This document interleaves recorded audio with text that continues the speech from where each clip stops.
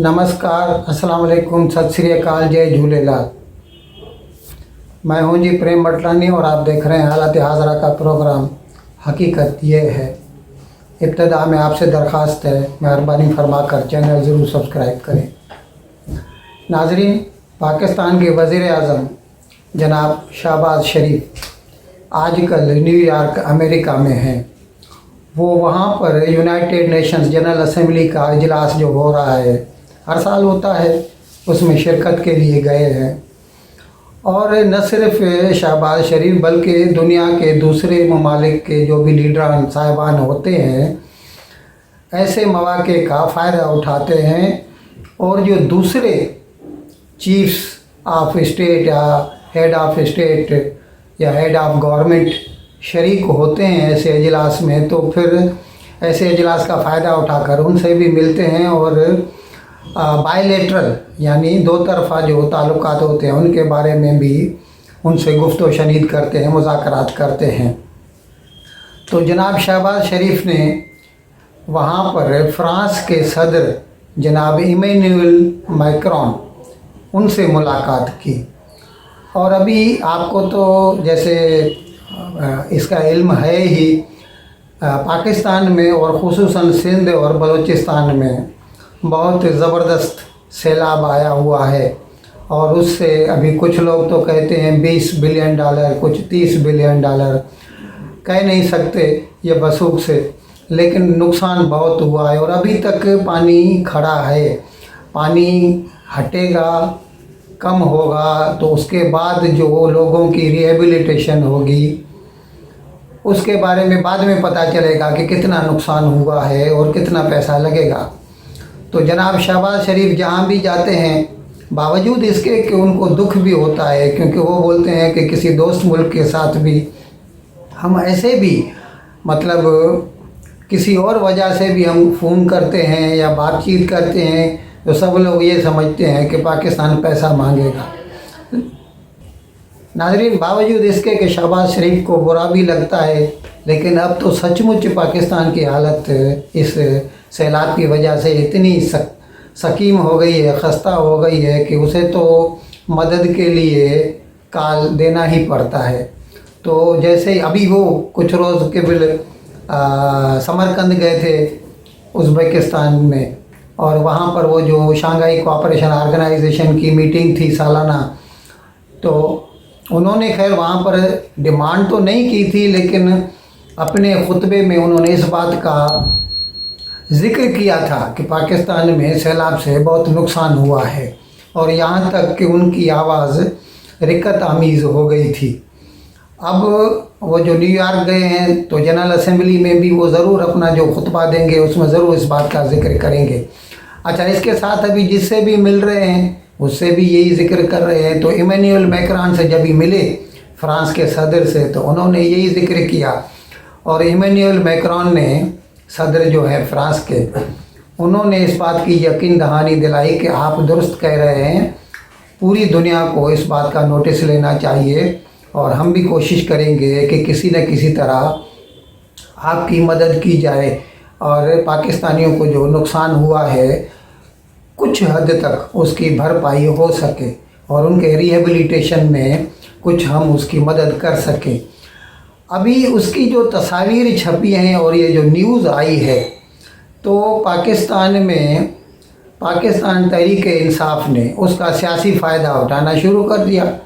उन्होंने तो ये कहा कि ये जो इमैनुअल मैक्रोन है ये तो गुस्ताख़ रसूल है, और चंद साल कबल आपको शायद याद हो कि वो पेरिस में केस हुआ था।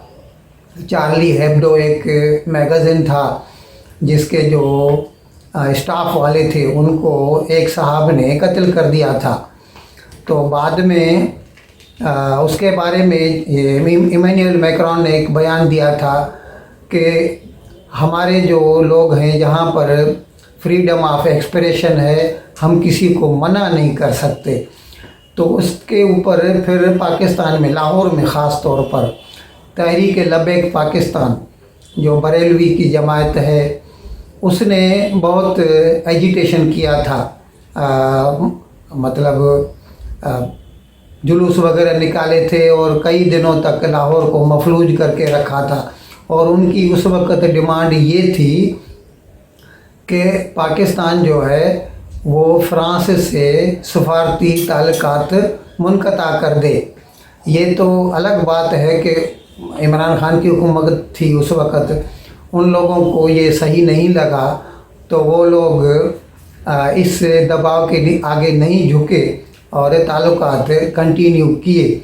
लेकिन अभी वही इमरान खान की जमात जो है वो इसका सियासी फ़ायदा उठाने के लिए शहबाज शरीफ की जो मुलाकात हुई है इमैनुअल मैक्रोन से, उसके ऊपर तनकीद कर रही है और ये कह रही है कि गुस्ताख रसूल के साथ मुलाकात कहाँ तक जायज़ है इसकी। अच्छा नाज़रीन, अभी कुछ रोज़ से 1-1.5 हफ्ते से जनाब इमरान खान धड़ाधड़ टेलीथन वो बोलते हैं, यानी टेलीफोन के थ्रू मैराथन, वो उसमें क्या है फंड्स रेज़ कर रहे हैं पाकिस्तान में वो जो सैलाब ज़दगान की मदद के लिए। और हर मरतबा जब भी करते हैं तो बताते हैं कि अभी तो 500 करोड़ मिले, अभी 300 करोड़ पाकिस्तानी रुपए की बात कर रहा हूँ मैं, 500 करोड़ मिले, 300 करोड़ रुपए मिले। लेकिन वो दिन, आज का दिन, अभी देखिए महीने भर से ज़्यादा हो गया है, ये पानी के नीचे डूबा हुआ है पाकिस्तान। लेकिन एक भी पीटीआई का आदमी आपको नहीं मिलेगा कहीं पर जाए किसी के हाथ में कुछ भी दे। अभी जैसे सरकार खैमे बांट रही है, कंबल बांट रही है और लोगों की मदद करने की कोशिश कर रही है अपने सही जितनी उसकी ताकत है, तो पीटीआई ने जो ये इतने सारे पैसे इकट्ठे किए हैं तो वो आखिर क्या कर रहा है? जब भी ये पूरा ख़त्म हो जाएगा, ये सभी लोग अपनी अपनी जगह पर वापस आ जाएंगे, घरों में बस जाएंगे, फिर क्या ये निकलेंगे उनकी मदद करने? और बाकी दूसरों के ऊपर तो इल्ज़ाम लगाना आसान है कि ये गुस्ताख रसूल के साथ मुज़ाकरात कर रहा है और ये जो है सही नहीं है। अच्छा, खुद बोलते हैं कि सरकार जो है रिलीजियस कार्ड इस्तेमाल करती है इमरान खान के ख़िलाफ़, लेकिन ये खुद क्या कर रहे हैं? ये भी तो रिलीजियस कार्ड ही इस्तेमाल कर रहे हैं ना शहबाज शरीफ के ख़िलाफ़। नाज़रीन, मरकज़ी वज़ीर मनसूबाबंदी जनाब अहसन इकबाल, इनके ऊपर जब इमरान खान की हुकूमत थी, इन्होंने नैब में यानी नेशनल अकाउंटेबिलिटी ब्यूरो के थ्रू एक इंक्वायरी निकाली थी और एक रेफरेंस भेजा था कि इस्लामाबाद हाई कोर्ट को कि इसके ऊपर जो है कानूनी कार्रवाई की जाए, क्योंकि इसने जो है वो जो नारोवाल स्पोर्ट्स कम्प्लेक्स है उसको पहले क्या है कि वो मरकज़ पहले उसका जो बजट था वो था, एक मिनट मैं बताता हूँ आपको, 1999 में 1999 में उसका जो बजट था वो था कुछ 3.5 करोड़ 47 लाख। अच्छा, फिर बाद में वो 2009 में यानी 10 साल के बाद वो बढ़कर हो गया 73 करोड़। अच्छा, उस वक़्त ये क्योंकि मरकज़ी वज़ीर था तो इसने ये इसकी मंजूरी दी थी कि सेंटर जो है इसका ख़र्चा उठाएगा। अच्छा, फिर वो क्या हो गया कि वो उसकी भी उसमें इसके बीच में जो 18th अमेंडमेंट जो आ गई उसमें ये सभी चला गया सूबों के पास। तो सूबों मतलब वो जो पंजाब सूबा है वो तो नहीं खर्चा कर सकता था, तो इसने ये यकीन दहानी कराई थी कि ये सेंटर उठाएगा खर्चा। तो इसके ख़िलाफ़ नैब ने ये रेफरेंस भेजा था।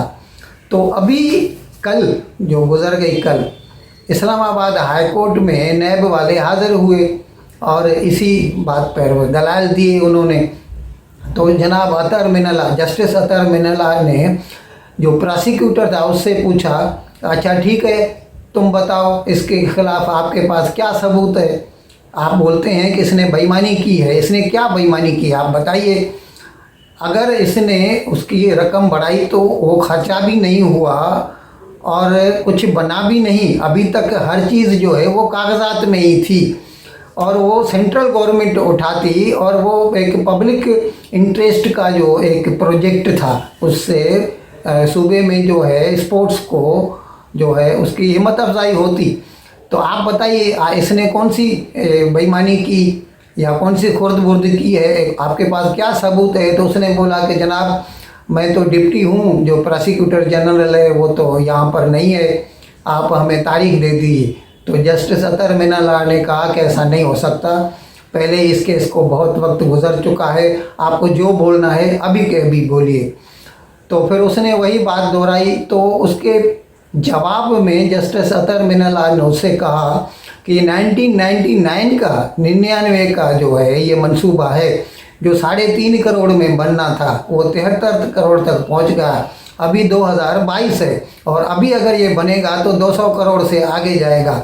इसके बीच में जो नुकसान हुआ उसके लिए कौन जिम्मेदार है? ये तुम्हारे नैब के मतलब नेशनल अकाउंटेबिलिटी ब्यूरो का जो ये रेफरेंस भेजा गया था, इसकी वजह से इसमें इतनी देरी हुई, नहीं तो कब का ये बन चुका होता। और इसकी देरी की वजह से जो कॉस्ट ओवररन बोलते हैं, वो जो अगर ज़्यादा पैसा लगेगा तो कौन भरेगा? तुम भरोगे। तो वो तो जवाब ही नहीं दे सका। तो फिर जस्टिस अतर मीनाल्लाह ने बोला कि मैं इस रेफरेंस को क्वाश करता हूँ और एहसन इकबाल को हर इल्ज़ाम से बरी कर देता हूँ। उसके बाद जनाब एहसन इकबाल बाहर आए कोर्ट से और फिर उन्होंने प्रेस वालों को बताया कि ये तो विच हंटिंग था इमरान खान की तरफ से। नैब का उस वक़्त का जो चेयरमैन था जावेद इकबाल, उसके साथ मिलकर उसने पीडीएम के मतलब उस वक़्त नून लीग बोलते हैं, नून लीग के जो भी ओहदेदारान थे उनके खिलाफ झूठे मुकदमे बनाए थे और उनको नुकसान पहुंचाने की नीयत से ये सभी काम किया था। नाज़रीन, आज इमरान खान की इस्लामाबाद हाई कोर्ट में पेशी है। हमने आपको बताया था कुछ रोज़ के उसकी पेशी थी, वो खुद आया था और उसमें उसके ऊपर जो तौहीन अदालत का केस है, वो जो उसने रावलपिंडी में पब्लिक एड्रेस में मोहतरमा ज़ेबा चौधरी एडिशनल सेशन जज और आईजी और डीआईजी इस्लामाबाद पुलिस, उनको धमकियां दी थी कि हम आपको देख लेंगे, हम आपको छोड़ेंगे नहीं, ये अल्फाज इस्तेमाल किए थे उसने। तो इसके लिए उसके खिलाफ तौहीन अदालत का केस चालू किया गया था। तो पिछली मर्तबा जब वो हाज़िर हुआ था तो उसका जो वकील है उससे पूछ रहे थे वो कि तुम बताओ, हकीकत में उसको एक हफ़्ता उससे पहले भी एक हाज़िरी थी, एक पेशी थी उसकी, लेकिन उसमें वो इमरान खान नहीं आया था। तो जो पिछली मर्तबा जो हाज़िरी में पेशी में वो जो आया तो उसके वकील से पूछा गया, उसने जो जवाब जमा कराया तो जस्टिस अतर मीनाल्लाह ने कहा था कि ये तुम्हारा जो जवाब है ये तसल्ली बख्श नहीं है, इससे ये नहीं लगता कि आपको इसके लिए कोई रिग्रेट है, कुछ दुख है, कुछ बुरा लग रहा है। आपने जो बोलना था बोल दिया जज साहिबा को, लेकिन उसके बारे में आप उससे इतना भी नहीं होता। अभी वो उन्होंने साफ साफ अल्फाज में तो नहीं कहा, लेकिन उनका मतलब यही था और शायद वो यही चाहते थे कि अगर इमरान खान सिर्फ आई एम सॉरी कह दे, भाई मैं माफ़ी का तलबगार हूँ, तो केस ख़त्म हो जाता। लेकिन इमरान खान को भी अपनी ईगो की बात है, वो ये कह रहे थे कि मैं ऊपर आके रोस्ट्रम पे जज साहब से बात करना चाहता हूँ। अब वो हो सकता है कि वो नज़दीक जाके सॉरी बोलते, लेकिन वो क्या है, वो फिर पब्लिक के आमने सामने नहीं आता और वो फिर रिकॉर्ड का हिस्सा भी नहीं बनता। तो इसीलिए जज साहब ने उसको मना कर दिया, उसको बोला जो कुछ आपको बोलना है सबके सामने बोलिए इधर। तो उस वक़्त इमरान खान ने कुछ भी नहीं बोला। अभी आज उसकी दूसरी हाज़िरी है और इसके लिए उन्होंने ये फ़ैसला किया था जस्टिस अतर मीनाल्लाह ने कि आपके ऊपर चार्जशीट फ्रेम की जाएगी, यानी जिसे उर्दू में कहते हैं फ़र्द जुर्म जो है लागू कर दी जाएगी। आज उसको 2:30 बजे उधर हाज़िर होना है, उसको फ़र्द जुर्म पढ़ के सुनाई जाएगी। अब वो प्लीड गिल्टी करता है, नॉट गिल्टी करता है, उसके हिसाब से फिर आगे केस चलेगा। और क्या होगा, क्योंकि हो सकता है कि अगर वो गिल्टी साबित हो गया तो वो हमेशा के लिए इलेक्टोरल पॉलिटिक्स से उसको डिस्क्वालीफाई कर दिया जाए, यानी नाअहल बना दिया जाए। इन अल्फाज के साथ मैं आज का प्रोग्राम ख़त्म करने की आपसे इजाज़त चाहता हूँ, लेकिन विदाई लेने से पहले एक मरतबा फिर आपसे मेरी दरख्वास्त है कि जिस किसी साहब ने अब तक हमारा ये चैनल सब्सक्राइब नहीं किया, अज़रा करम जल्द से जल्द सब्सक्राइब करें, प्रोग्राम को लाइक करें, शेयर करें और घंटी का बटन दबाना न भूलें। बहुत बहुत शुक्रिया। खुदा हाफिज़।